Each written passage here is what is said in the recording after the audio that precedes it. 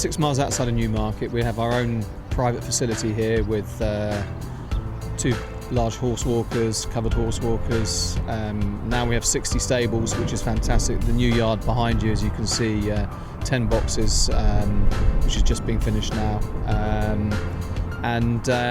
Lots of developments, and hopefully there's reason to be doing that. Absolutely. I hope we can fill them.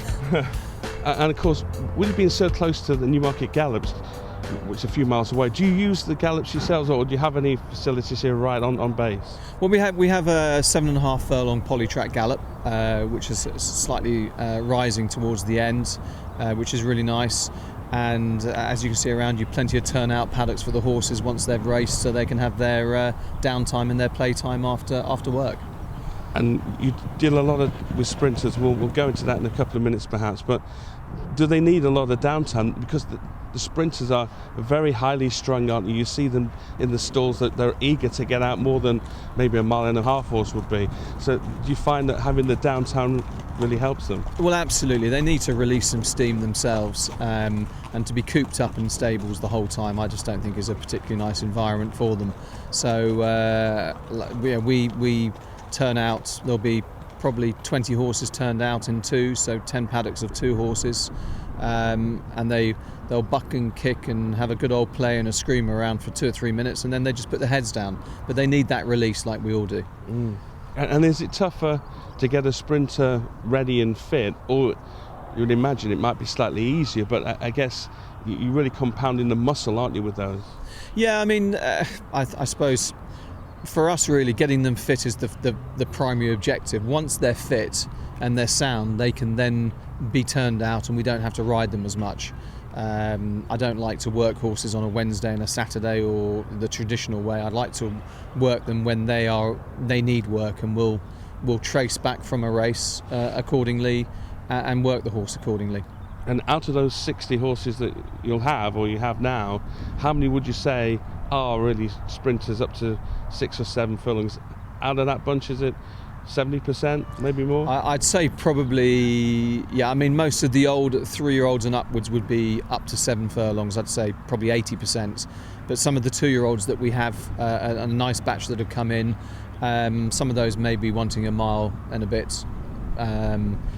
And actually, we had a horse running 1 mile and 3 yesterday, which was quite exciting, or a bit yawny.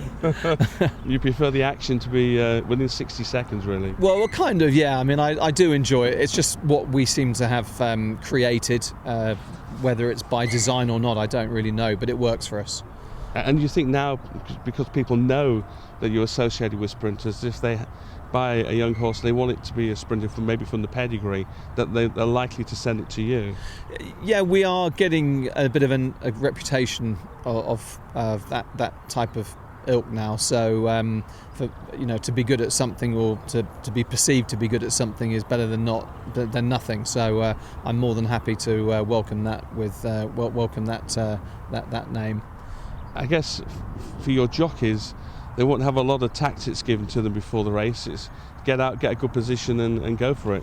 Well, funnily enough, actually, tactics are very important, and certain horses, depending on at what point of their career they're at, need to be ridden certain ways. And when they're at the very top of the handicap and they can't do any better, sometimes it's better to sit as close as possible. Otherwise, you're just making up too much ground. But horses need to be brought along and developed accordingly. And we do have a long chat with our jockeys about what we like them to do within a race. Right. Although it's seemingly a very quick event, I think tactics do play an important part. It's important to read the script anyway. And then people always say getting one run into a horse is important. Not many horses can quicken twice, so I guess the tactics would be quite important for that. When you've only got a 5 or 6 furlong race, you've got that one run, you've got to be right there, haven't you? Yeah, I think crucially, you certainly in a 5 furlong race, there's no time really to sit in behind horses and then have to ease back to then pull out to get a run. I mean, you're forsaking 2 or 3 seconds there, which equates to too many lengths. So it's the jockey's responsibility to just get the horse in the perfect position and make sure you're tracking the right horses. I think is also equally important. And how much are your horses ground dependent? Have you got a mixture depending on their pedigree or just the way that they're built? Pedigree is important, but that doesn't always define the logic that they will definitely go on certain types of ground. Some handle all weather better than grass, some handle grass better than all weather, and some handle fast or soft growing, and we just have to decide that and equate that as we go along. But I think essentially good horses will handle a bit of everything. And how important is getting a younger horse maybe on the all-weather first of all, just to get it settled and to give it a bit of experience before you go for some of those big tougher turf races? Yeah, I like that actually. I think that's a very fair comment. I like starting horses on the all-weather simply because we train on it to start with, and so they're very much at home on it. Secondly, it's a very fair, consistent surface, and sending a 2-year-old to an undulating track that's all at sea in the dips and on the undulations and can't stretch out is a bit unnerving and uncomfortable for a horse. So an all-weather being an all-weather, yes, it turns, but it's safe and it's flat generally. And it's kind of what they're used to in the early days, isn't it? Yeah.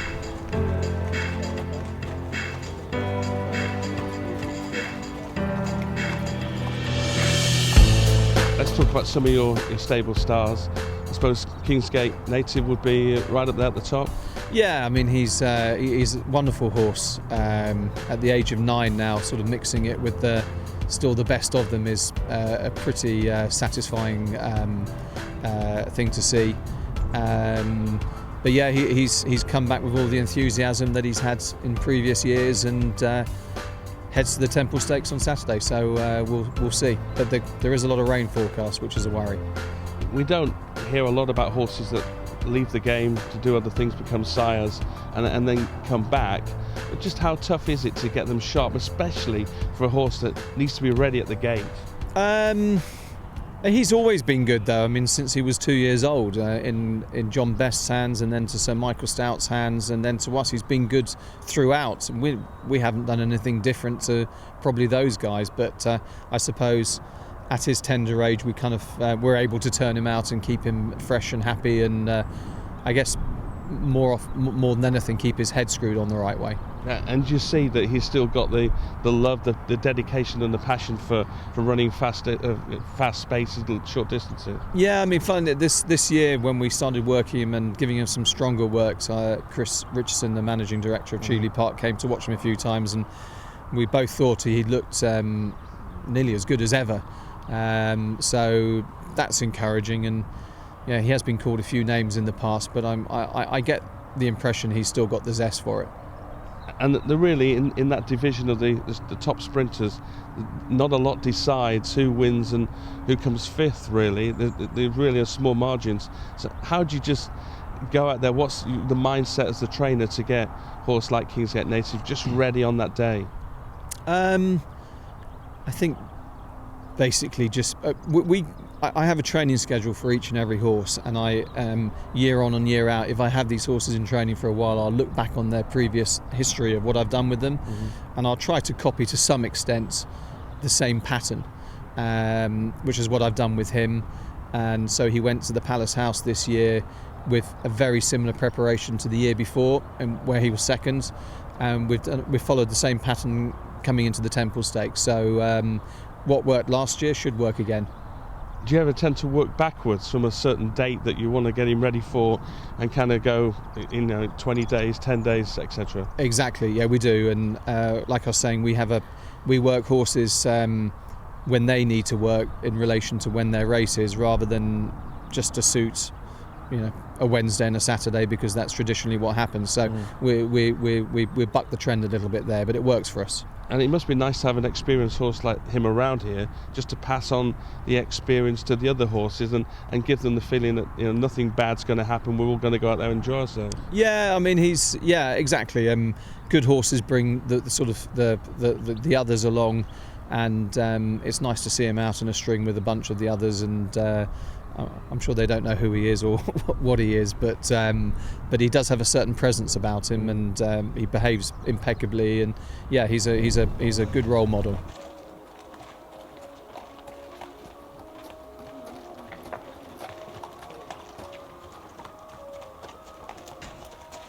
How important is it to you as a trainer to be global these days? When we speak to the top trainers, we're not just going down the road to Yarmouth or up to the Haydock or Royal Ascot. You've got to be global, especially in the world of sprinting. It's a very open division in that respect. Having the right horse for the right race, keeping your eye on worldwide events, that must be quite tough.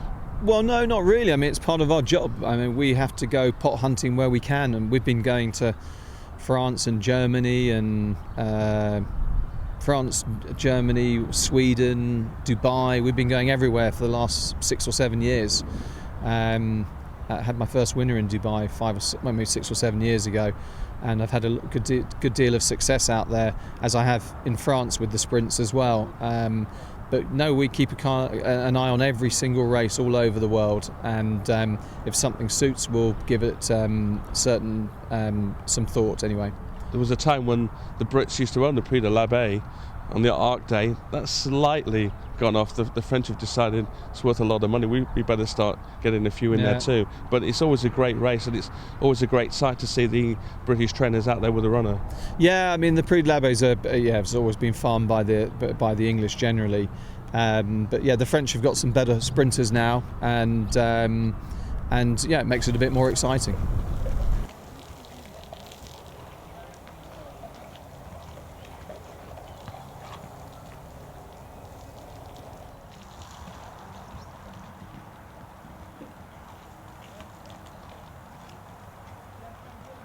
I ran a nice horse we bought from the horse and training sale called Intrinsic, who won the other day at Ascot. He's an Oasis Dream horse who I've had a lot of luck with. Prohibit was an Oasis Dream, Joala was Oasis Dream, he's an Oasis Dream, and I've got a 2-year-old I ran yesterday that I think quite a lot of, that if we back her up to 5 furlongs, she was third yesterday, but we'll back her up to 5 and she should win, and it's got something I think a bit better on the horizon, I should think. And Gold Dream, he won at Newmarket a £50,000 handicap on his first start of the season. He's an Oasis Dream, funnily enough, as well. And he goes to Newmarket at the end of this month. There's a few around him, there's a few lightly raced horses as well, which are coming through the ranks, and quite a lot to look forward to. You mentioned Prohibit in that piece there. What a fantastic horse. King Stand, wasn't it? He won Royal Ascot? He did. He won the King Stand. He won a couple of Group 2s, one in France. He won 2 or 3 listed races. Yeah, he was a proper success story. We paid £80,000 for him, and he went on to win over £450,000 with obviously lots of notable success. So he was wonderful. Yeah, and the sires that you mentioned, do you have a favourite or two that when you go to the sales you kind of look at, and I guess we get the books in beforehand and maybe earmark a couple of those? You mentioned Oasis Dream, of course. Well, Oasis Dream, it's just been incredibly lucky for me. I mean, I have no idea why, but it has clicked. No, I tend to sort of look at the individuals really, rather than by the sires or what they're out of, and I'll then speak to my potential owners or clients that are interested, and we'll sort of zoom through. If they're interested in more of a pedigree, then so be it, but otherwise it's an individual that we try to buy.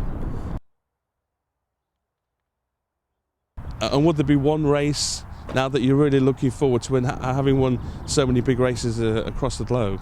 Yeah, I think the Abbé is one that I've got to try and get my teeth stuck into, and we've won the Nunthorpe, we've won the King Stand, and that's the sort of third of the big major European Group 1 prizes, and it'd be lovely to do it. The trouble is, it's right at the very end of the season, and it is very difficult to keep a horse as long as that, but we'll see what comes out of the woodwork in the next few years, but I'd like to win that race if I could. And it's normally on soft ground, so you're going to have a specialist, aren't you, really? Exactly. It does tend to be like that. Or however, a while, I think 2 years ago, it was run on sort of good ground, and they clocked 55.2 seconds or something, so it's an incredibly quick track. But yeah, it's a difficult race, and it's a little bit of a cavalry charge, but I'd like to bag that at some point.